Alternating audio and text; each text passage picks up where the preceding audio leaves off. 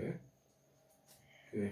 Navodaya 9th class entrance exam 100 marks ఉంటుంది. 100 marks అది 2 గంటల 30 నిమిషాలు. 100 మార్క్స్ 2 గంటల 30 నిమిషాలు. 100 మార్క్స్కి 100 క్వశ్చన్స్ ఉంటాయి. Each one 1 mark. Total 100 marks. మనకుండే టైము 150 నిమిషాలు. 150 మినిట్స్లో 100 క్వశ్చన్స్ చేయాలి. 100 క్వశ్చన్స్ 150 మినిట్స్లో కంప్లీట్ చేయాలి. ఈచ్ క్వశ్చన్కి 1 మార్క్ ఉంటుంది. సో సింపుల్ గుర్తుపెట్టుకోవాల్సింది, మనకు ఎగ్జామ్ టైం 2.5 hours. మనకు ఉండే క్వశ్చన్స్ 100 క్వశ్చన్స్. ఈచ్ క్వశ్చన్కి 1 మార్క్. ఒక్కొక్క దానికి 4 ఆన్సర్స్ ఉంటాయి. ఏ, బి, సి, డి. ఈ 4 ఏ ఆన్సర్ కరెక్ట్గా ఉంటుందో ఆన్సర్ని ఫైండ్ అవుట్ చేయాలి. అంటే ఇవి మల్టిపుల్ చాయిస్ క్వశ్చన్స్. ఓకే, అయితే ఈ నవోదయ ఎంట్రన్స్ ఎగ్జామ్లో మనం ఎగ్జామ్ ప్యాటర్న్ సిలబస్ చూసినట్లయితే 4 సబ్జెక్ట్స్ ఉంటాయి. ఒకటి Hindi part 1, 2 part 2, English part 3, mathematics maths, 4th one general science. అంటే ఈ 4 సబ్జెక్టుల నుంచి మనకు క్వశ్చన్స్ వస్తాయి. హిందీ నుండి, ఇంగ్లీష్ నుంచి, మ్యాథ్స్ నుంచి, జనరల్ సైన్స్ నుంచి 100 ప్రశ్నలు వస్తాయి. వాటికి మల్టిపుల్ చాయిస్ క్వశ్చన్స్ ఉంటాయి. ఇందులోపల వెయిటేజ్ చూస్తే, అంటే ఏ సబ్జెక్ట్కి ఎన్ని మార్కులు వస్తాయో చూస్తే, హిందీకి 1 to 15 క్వశ్చన్స్, అంటే 15 క్వశ్చన్స్. అంటే ఒక్కొక్క క్వశ్చన్కి 1 మార్కు కాబట్టి హిందీకి వచ్చే మార్కులు 15 మార్కులు. అలాగే ఇంగ్లీష్ తీసుకుంటే 16 నుంచి 30 వరకు క్వశ్చన్స్ ఉంటాయి. అంటే ఇంగ్లీష్ కూడా 15 క్వశ్చన్స్. అంటే మార్కుల పరంగా చూస్తే ఇంగ్లీష్ కూడా 15 మార్కులు. అంటే లాంగ్వేజెస్లో హిందీకి 15 మార్కులు, ఇంగ్లీష్కి 15 మార్కులు వస్తాయి. అలాగే మ్యాథ్స్ తీసుకుంటే ఇవి 35 క్వశ్చన్స్ ఉంటాయి, 35 మార్క్స్. అలాగే జనరల్ సైన్స్ కూడా 35 క్వశ్చన్స్, అంటే 35 మార్క్స్ ఉంటాయి. టోటల్గా చూస్తే మనకి 100 క్వశ్చన్స్, ఈచ్ వన్ 1 మార్క్ కాబట్టి టోటల్ 100 మార్క్స్ ఉంటాయి. అంటే మనకు లాంగ్వేజెస్ అంటే హిందీ, ఇంగ్లీష్కి ఏమో 15 మార్కుల ప్రశ్నలు వస్తాయి. అలాగే కంటెంట్ సబ్జెక్ట్కి వచ్చేసి మ్యాథ్స్, జనరల్ సైన్స్కి 35 అంటే 70 మార్క్స్ వీటికే ఉంటాయి. అంటే మ్యాక్సిమం మనం స్కోర్ చేయాలంటే ఎక్కువ కాన్సన్ట్రేట్ చేయాల్సింది మ్యాథ్స్, జనరల్ సైన్స్ మీద ఎక్కువ కాన్సన్ట్రేట్ చేస్తే స్కోర్ ఎక్కువ వస్తుంది. అలాగే హిందీ, ఇంగ్లీష్ పైన కూడా కాన్సన్ట్రేట్ చేస్తే మనం ఎక్కువ మార్క్స్ తెచ్చుకొని సీట్ తెచ్చుకునేటువంటి అవకాశం ఉంది. సో మనకి ఎగ్జామ్ లోపల మనం చదవాల్సిన సబ్జెక్టులు Hindi, English, maths, general science. ఇందులోపల ఎక్కువ మార్కులు ఉన్నది మ్యాథ్స్కి, జనరల్ సైన్స్కి. అలాగే తక్కువ మార్కులు ఉన్నది హిందీకి, ఇంగ్లీష్కి. సో వీటి మీద కాన్సన్ట్రేట్ చేస్తే మ్యాక్సిమం స్కోర్ చేసే అవకాశం ఉంటుంది. రైట్. సో ఈరోజు మనం ఇంగ్లీష్ పార్ట్కి సంబంధించి లెసన్స్ చెప్పుకుందాం. ఇంగ్లీష్ లోపల ఫస్ట్ చాప్టర్ మనకు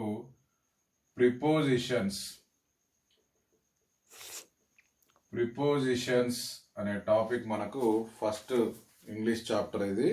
ఇందులో ప్రిపోజిషన్స్ గురించి నేర్చుకుందాం.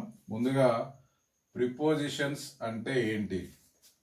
ప్రిపోజిషన్స్ అంటే నథింగ్. సెంటెన్స్ లోపల ఉండే వర్డ్స్ మధ్య, నౌన్, ప్రొనౌన్ మధ్య ఉండేటువంటి సంబంధాన్ని తెలియజేసేది ప్రిపోజిషన్. ఫర్ ఎగ్జాంపుల్ చూస్తే ఏంటి prepositions? On, in, of, with, ఇట్లాంటివన్నీ ప్రిపోజిషన్స్ అంటాం. ఇవి ఏం చేస్తాయి ప్రిపోజిషన్స్?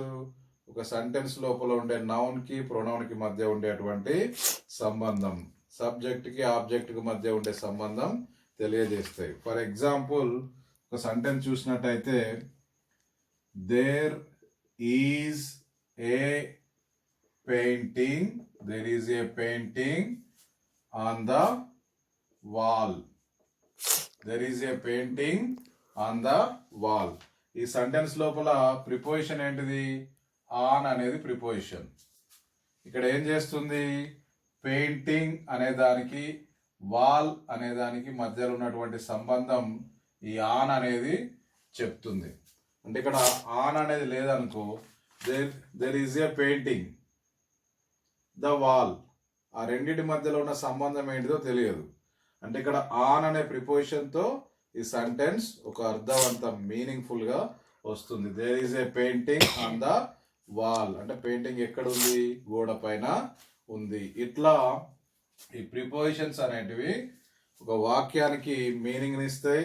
అందులో ఉండేటువంటి నౌన్లు, ప్రొనౌన్లు ఇట్లాంటివి ఏవైతే ఉంటాయో వాటి మధ్య సంబంధాన్ని తెలియజేస్తాయి.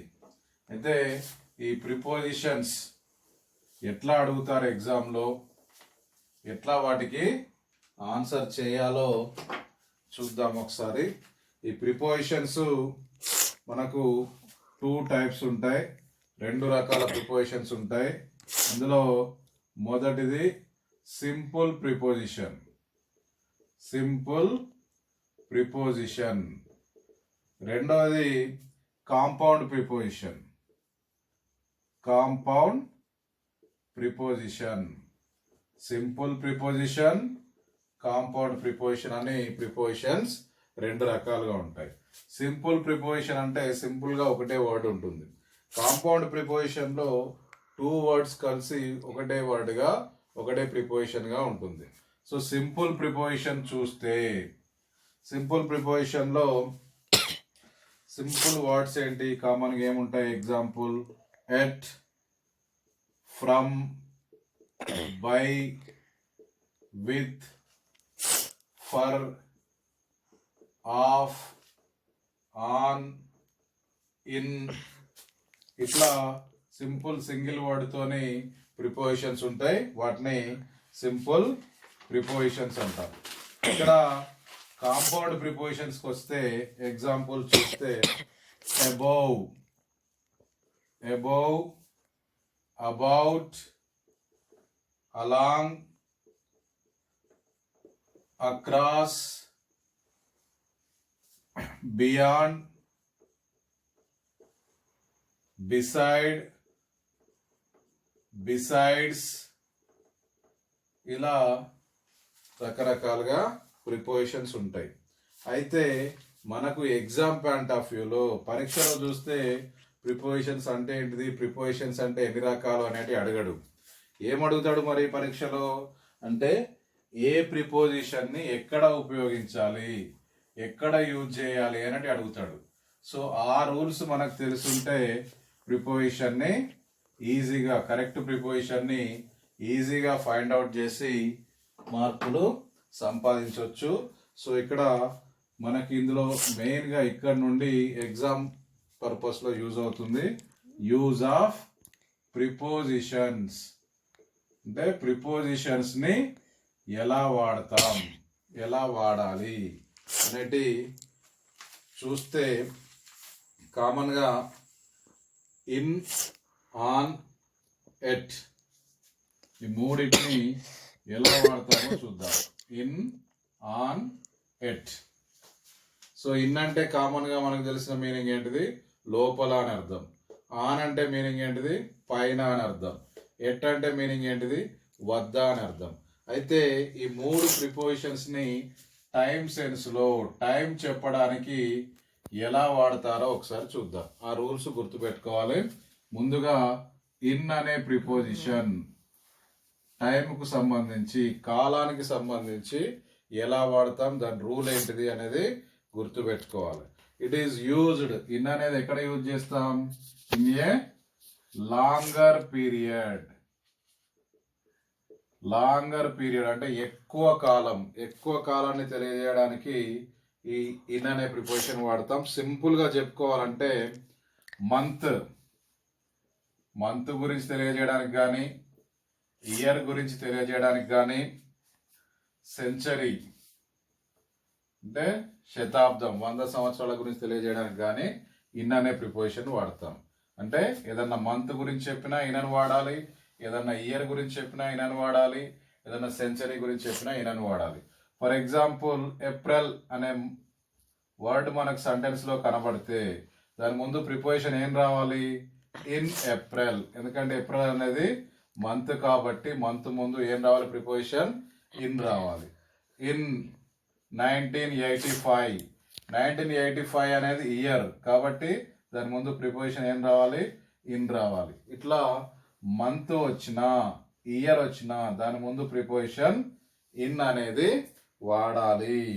ఓకే, అలాగే ఈ మంత్ ఇయర్స్ తో పాటు సీజన్స్, సీజన్స్ ముందు కూడా ఇన్ అనే ప్రిపోజిషన్ వాడాలి. సో ఇక్కడ గుర్తుపెట్టుకోవాల్సింది ఇన్ అనే ప్రిపోజిషన్ మంత్ ముందు ఇన్ అనేది వాడాలి. రెండవది ఇయర్, ఏదన్నా సంవత్సరం ఉంటే సంవత్సరం ముందు కూడా ఇన్ అని వాడాలి. అలాగే సీజన్స్, కాలాలు, వాటి ముందు కూడా ఇన్ అని వాడాలి. అంటే example in summer, in winter, ఇలా సీజన్స్ పేర్ల ముందు కూడా ఇన్ అనే ప్రిపోజిషన్ వాడతాం.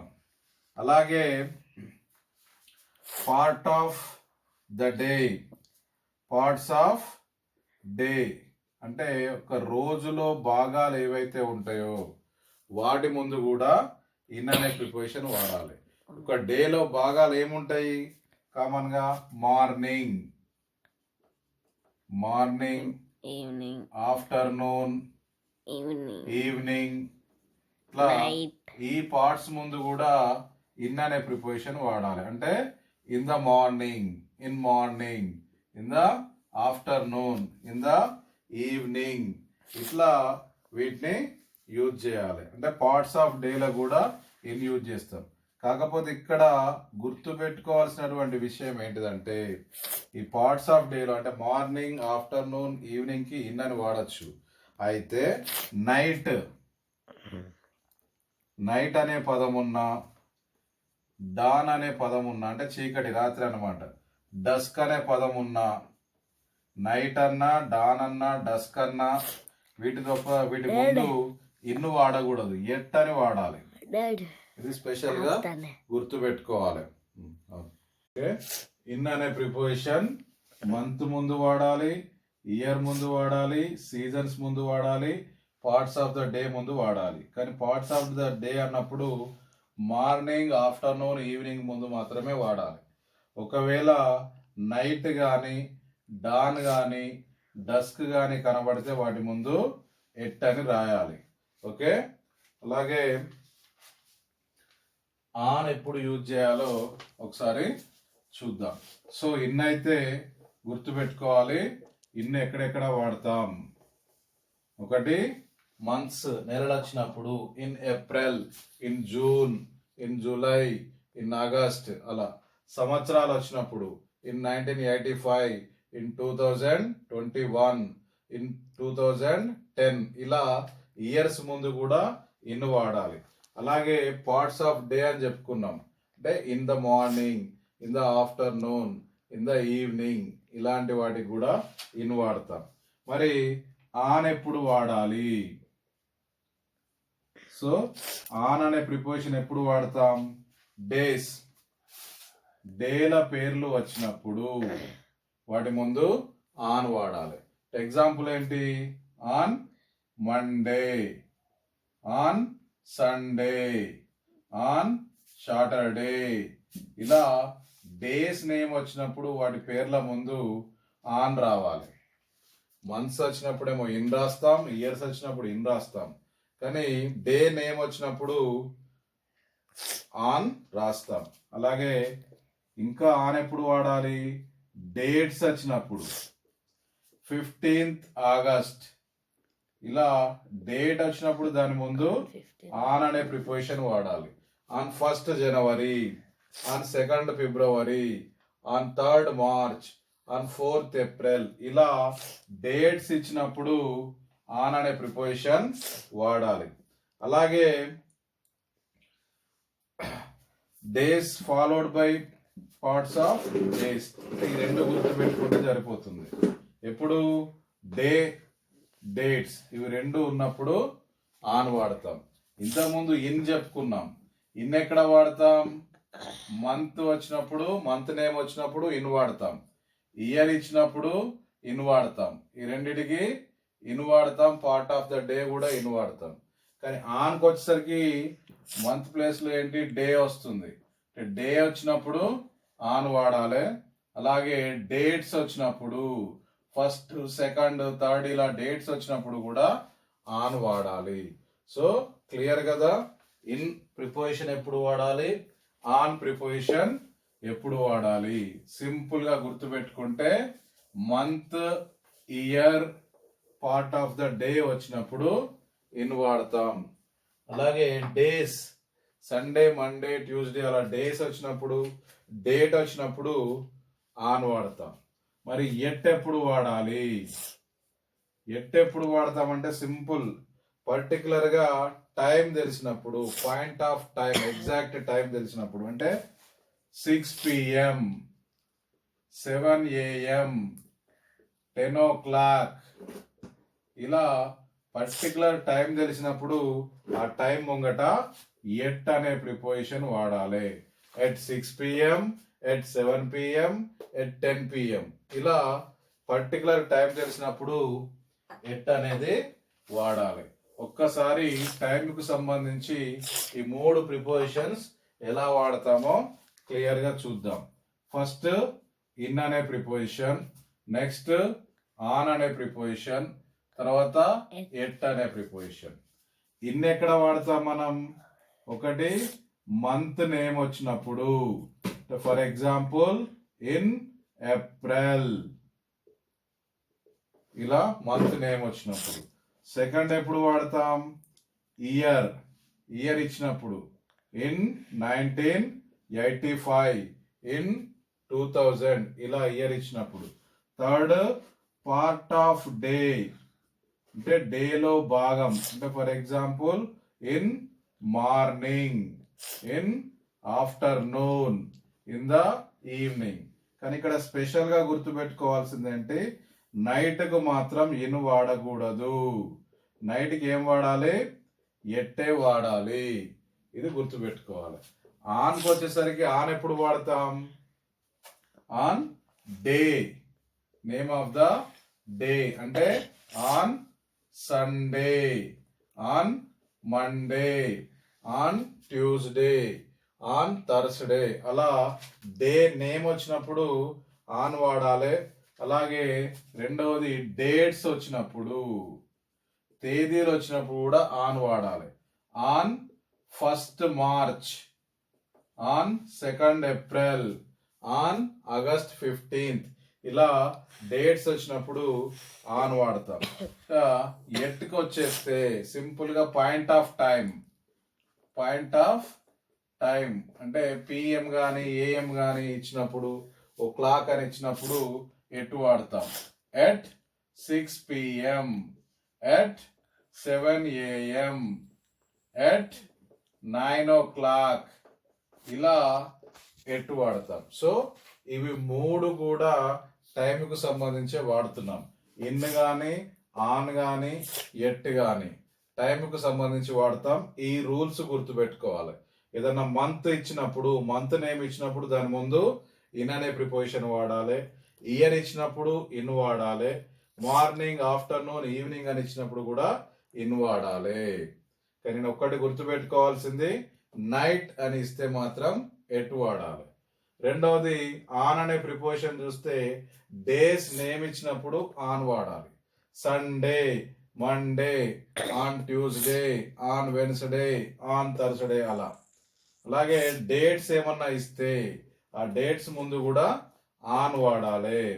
తర్వాత ఎట్ అనేది పర్టికులర్ పాయింట్ ఆఫ్ టైం, అంటే 6 o'clock, 7 o'clock, 8 AM, 9 AM, 10 PM ఇలా డేట్స్ టైం ఇచ్చినప్పుడు దాని ముందు ఎట్ అనే ప్రిపోజిషన్ రావాలి.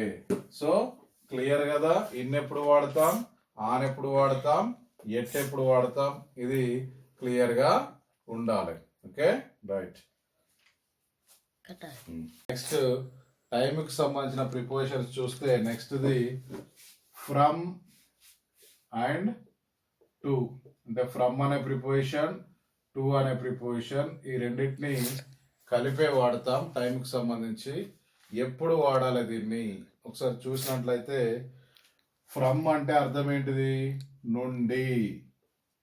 టు అంటే వరకు, అక్కడి వరకు, అక్కడికి, అంటే ఇక్కడి నుండి, ఈ టైం నుండి ఈ టైం వరకు అని చెప్పడానికి మనం ఫ్రమ్ టు అనే రెండు ప్రిపోజిషన్స్ వాడతాం. అంటే స్టార్టింగ్ టైం ఏమో ఫ్రమ్ వాడతాం, ఎండింగ్ టైం ఏమో టు వాడతాం. అంటే స్టార్టింగ్ అండ్ ఎండింగ్ టైం రెండూ తెలిసినప్పుడు మనకు ఒక వర్క్ కానీ ఒక అంశానికి సంబంధించి స్టార్టింగ్ పాయింట్ ఎండింగ్ పాయింట్ రెండూ మనకు తెలిసినప్పుడు ఫ్రమ్ టు అనే ప్రిపోజిషన్స్ వాడాలి. ఓకే, ఎగ్జాంపుల్ చూస్తే the guest lecture is, the guest lecture is from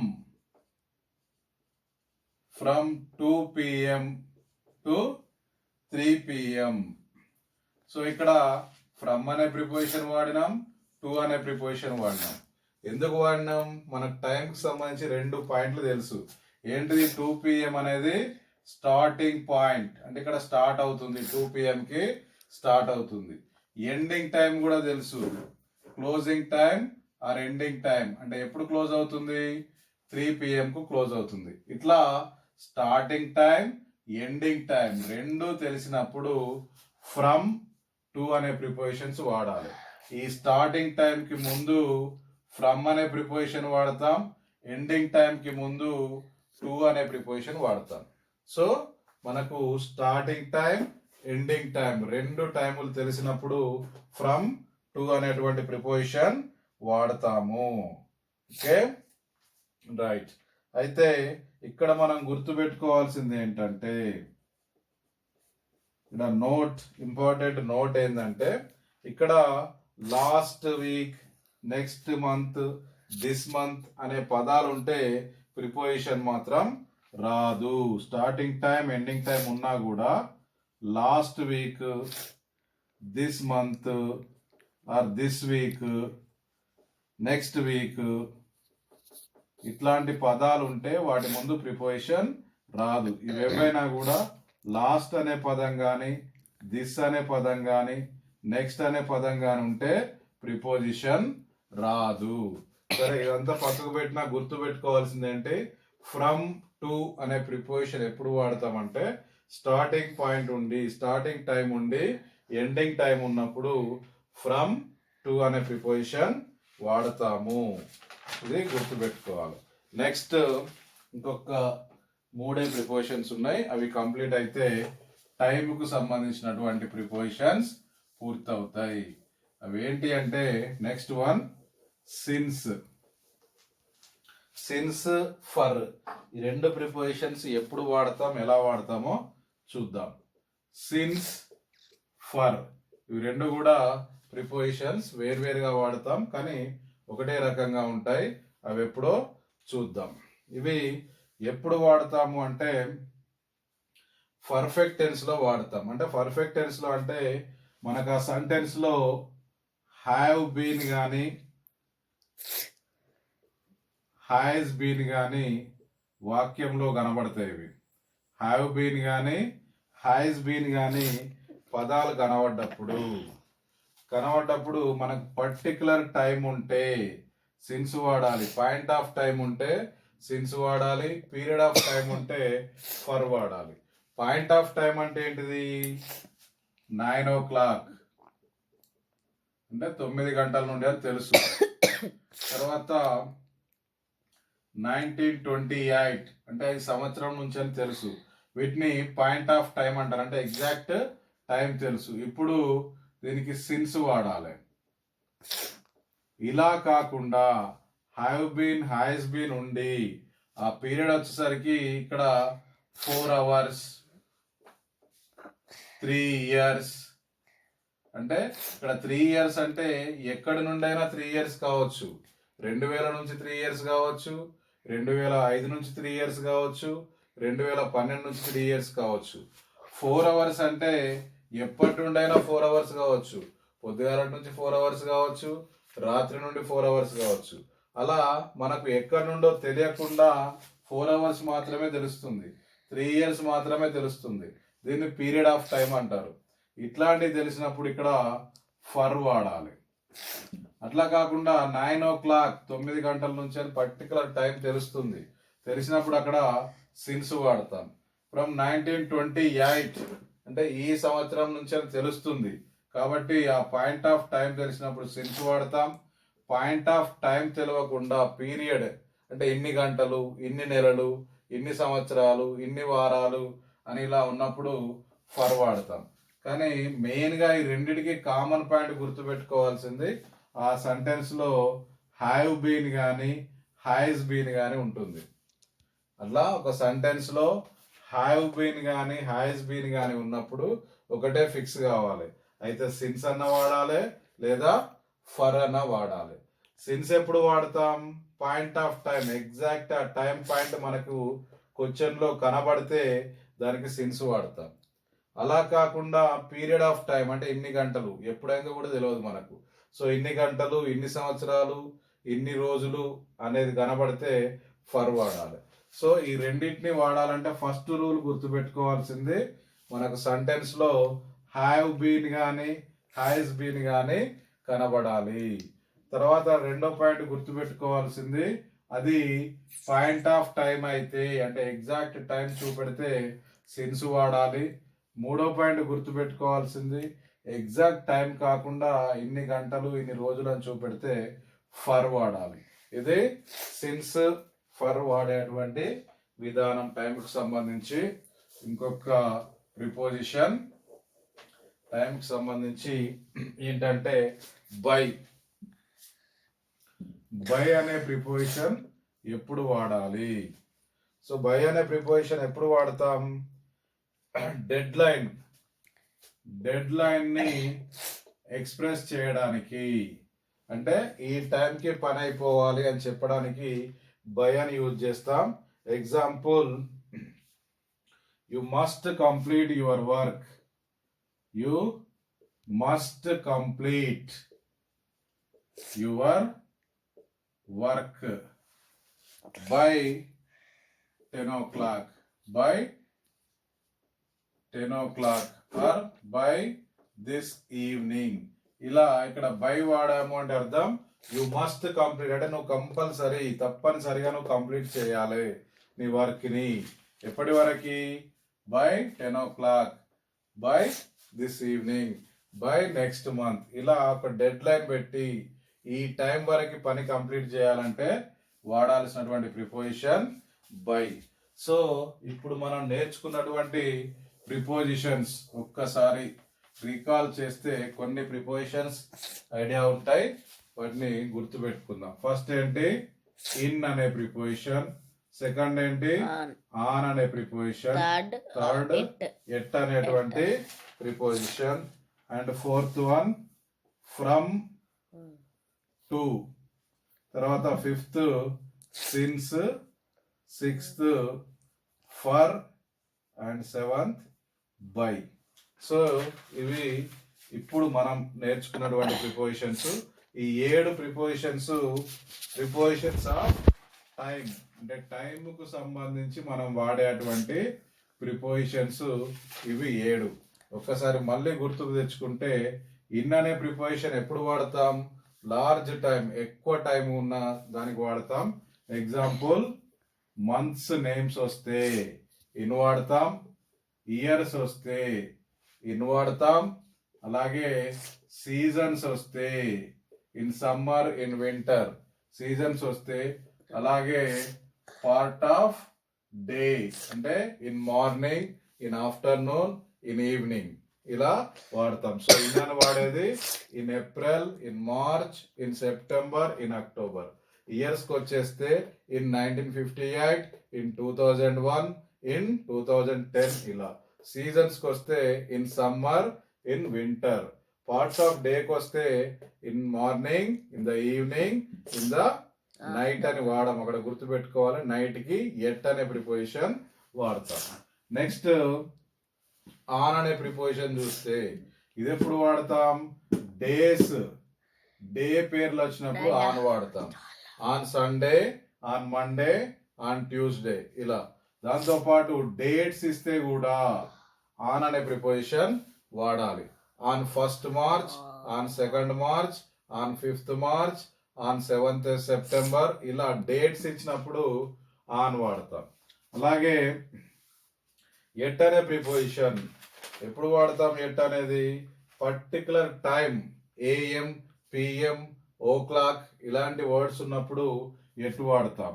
at 9 o'clock, at 6 PM, at 7 AM ఇలా పర్టికులర్ టైం క్లాక్ ఇచ్చినప్పుడు ఎట్ అనే ప్రిపోజిషన్ వాడతాం.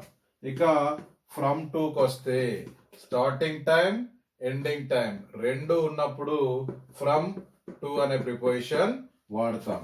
From 6 PM to 7 PM. ఇక్కడ స్టార్టింగ్ పాయింట్ 6 o'clock కాబట్టి from రాసాం, ending point 7 PM ఉంది కాబట్టి 2 రాసాం. అంటే స్టార్టింగ్ టైం ఉంది, ఎండింగ్ టైం ఉంది, రెండు ఉన్నప్పుడు ఫ్రమ్ టు వాడతాం. ఈ సిన్స్, ఫర్ ఈ రెండిటికి సెంటెన్స్ ఖచ్చితంగా పర్ఫెక్ట్ టెన్స్ అయి ఉండాలి. పర్ఫెక్ట్ టెన్స్ అంటే ఎట్లా గుర్తుపడతాం దానికి? అందులో హ్యావ్ బీన్ కానీ హ్యాస్ బీన్ కానీ ఆ సెంటెన్స్ లో ఉంటే అప్పుడు అది పర్ఫెక్ట్ టెన్స్ అని గుర్తుపట్టి సిన్స్ అన్న రాయాలి, ఫర్ అన్న రాయాలి. సిన్స్ ఎప్పుడు రాస్తాం? ఈ హ్యావ్ బీన్ కానీ హ్యాస్ బీన్ కానీ ఉంటే since particular point of time ఉంటే, అంటే సిన్స్ 7 o'clock, సిన్స్ 1947, సిన్స్ 2001 ఇలా పర్టికులర్ పాయింట్ ఆఫ్ టైం ఉంటే సిన్స్ వాడతాం. అలా కాకుండా 4 hours, 6 days, 7 months, 5 years ఇలా పీరియడ్ ఆఫ్ టైం ఉంటే అక్కడ ఫర్ వాడతాం. ఇక లాస్ట్ది బై. బై అనే ప్రిపోజిషన్ ఎప్పుడు వాడతాం? End of the time, dead line ఉంటే ఈ పని కానీ ఈ టైం లోపల కంప్లీట్ చేయాలి అని చెప్పినప్పుడు బై అనేది వాడతాం. You must complete your work by 4 o'clock అంటే 4 గంటల వరకు నీ పని పూర్తి చేయాలని అర్థం. సో ఈ 7 ప్రిపోజిషన్స్ టైంకు సంబంధించినటువంటి ప్రిపోజిషన్స్. సో క్లియర్ అనుకుంటా. ఇన్ ఎప్పుడు వాడాలి, ఆన్ ఎప్పుడు వాడాలి, ఎట్ ఎప్పుడు వాడాలి, ఫ్రమ్ టు ఎప్పుడు వాడాలి, సిన్స్, ఫర్ ఎప్పుడు వాడాలి, బై ఎప్పుడు వాడాలి. సో ఇవి టైంకు సంబంధించినటువంటి ప్రిపోజిషన్. వీటి తర్వాత ఇంకా కొన్ని ప్రిపోజిషన్స్ ఉన్నాయి, అవి నెక్స్ట్ వీడియోలో చూద్దాం.